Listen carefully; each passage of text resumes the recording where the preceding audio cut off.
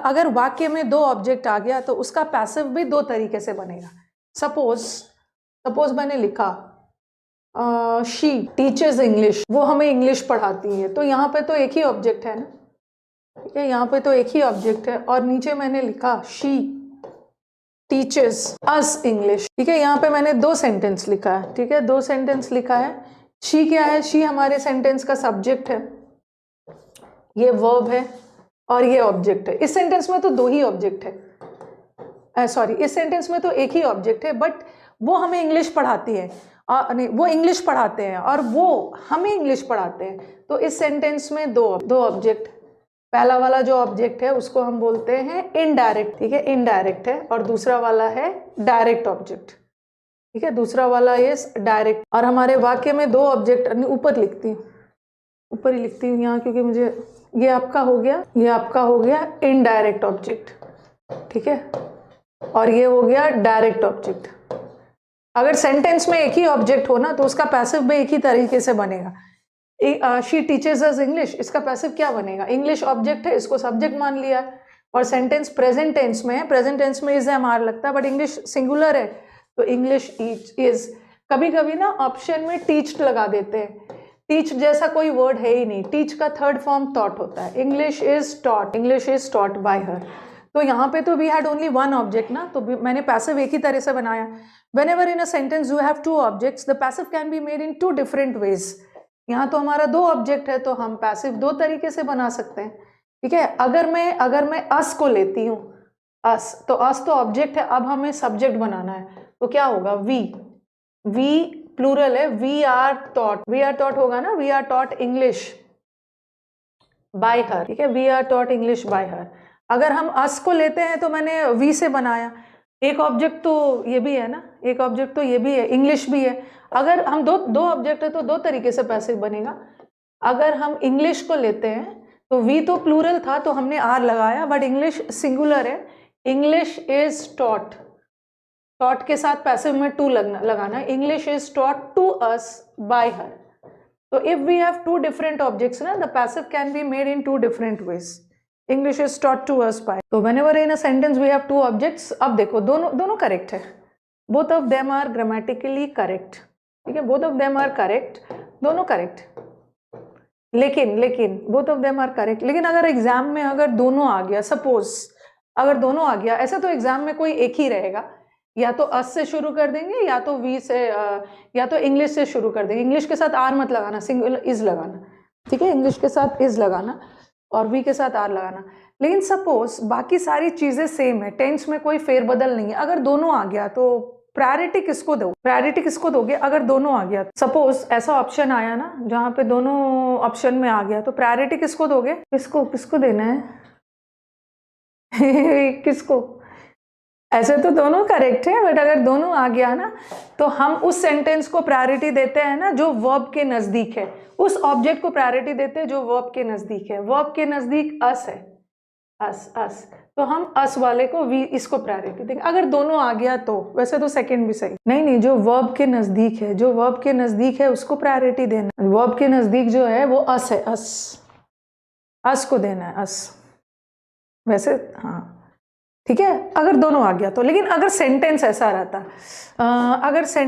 ऐसा रहता, वैसे तो हम जो वर्ब के नजदीक है उसको देना है, लेकिन अगर सेंटेंस देता ना वी के साथ ऐसा कुछ इज लगा देते, वी के साथ सपोज इज लगा के दे देते, तब क्या करते?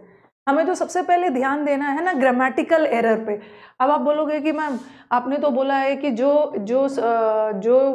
ऑब्जेक्ट वर्ब से नजदीक है ना उसी को प्रायोरिटी देना है, वो तब देना है ना जब बाकी सारा चीज सही हो, कोई एरर नहीं हो।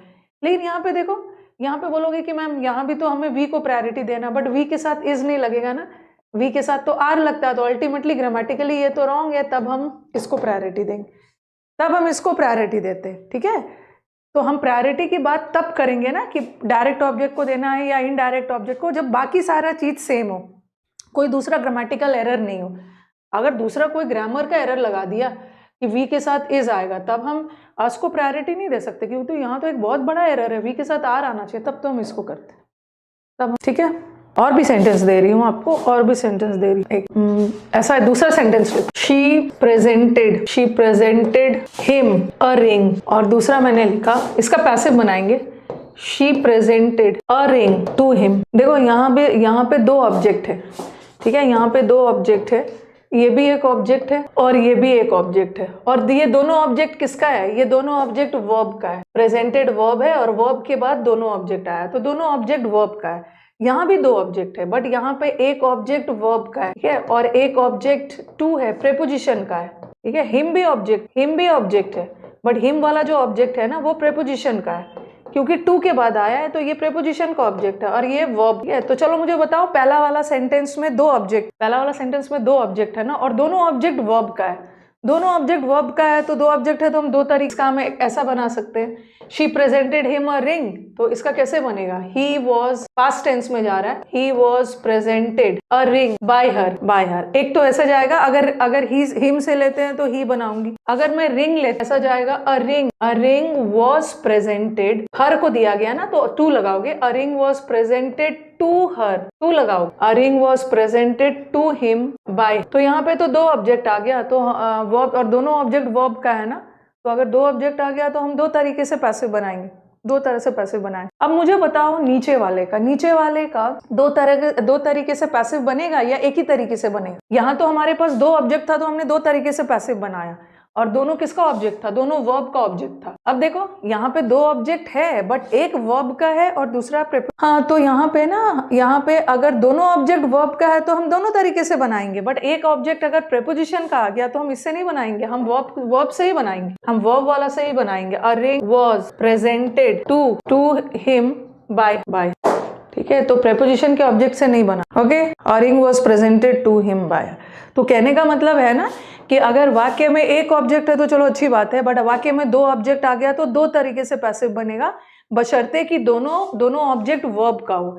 बट यहाँ एक ऑब्जेक्ट वर्ब का है और एक ऑब्जेक्ट प्रेपोजिशन का है, तो यहाँ एक ही तरह से बनेगा, सिर्फ वर्ब वाले। अ रिंग वॉज प्रेजेंटेड, हिम से नहीं बना, ओके। सब लग रहा है ना लिखने में बिजी है, बाय को लास्ट में लगाएंगे ना, ऐसा थोड़ी बोलेंगे। अ रिंग वॉज प्रेजेंटेड, एक रिंग दिया गया उसके द्वारा, एक रिंग दिया गया मेरे द्वारा उसको, पहले इसका पूरा ऑब्जेक्ट ले लो ना। अ रिंग वॉज प्रेजेंटेड, किसको, प्रेजेंटेड टू हिम, और बाय को लास्ट, ओके। हाँ, लिख लिया। सेंटेंस में दो ऑब्जेक्ट आ गया, दो तरीके से बनेगा पैसिव। अब मुझे इसका बताओ, she will tell us the truth. अब देखो, she will tell us the truth, इन्होंने क्या किया, दो ऑप्शन है, दोनों में से बताना कि कौन सा करेक्ट है।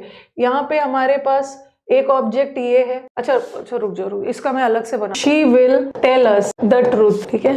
इस सेंटेंस में दो ऑब्जेक्ट आ गया, इस सेंटेंस में एक ऑब्जेक्ट है ये और दूसरा वाला ऑब्जेक्ट है ये। अब मुझे इसका पैसिव बना के बताओ, पैसिव बना के बताइए, दो ऑब्जेक्ट है, she will tell us the truth, मेरे को दो ऑब्जेक्ट है, तो दोनों का पैसिव बना के बताइए। अगर मैं वी लेती हूँ, अब मुझे बताना, यहाँ तो विल लगा है, ठीक है, वी विल या वी शैल होगा, जब भी विल शैल आ गया तो बी लगाना है ना, we shall told the truth by her, और यहाँ पे मैंने लगाया एक ऑप्शन ये भी है, और एक ऑप्शन है द ट्रूथ विल या shall be told to us by her. अब देखो दोनों ऑब्जेक्ट मैंने लिया, ठीक है, यहाँ पे जो विल लगा है ना, शी थर्ड पर्सन है, थर्ड पर्सन के लिए मैंने विल लगाया, ठीक है, विल लगाया। अब दोनों सेंटेंस में डिफरेंस आपको क्या देखना है ना, कि अगर आप अस को ऑब्जेक्ट बनाते हो, ठीक है, अस ऑब्जेक्ट है, अगर इसको सब्जेक्ट बनाते हो तो वी फर्स्ट पर्सन है ना, और हम फर्स्ट पर्सन के साथ विल नहीं लगाएंगे, फर्स्ट पर्सन के साथ क्या लगाएंगे, फर्स्ट पर्सन के साथ शैल लगाएंगे, ठीक है। अगर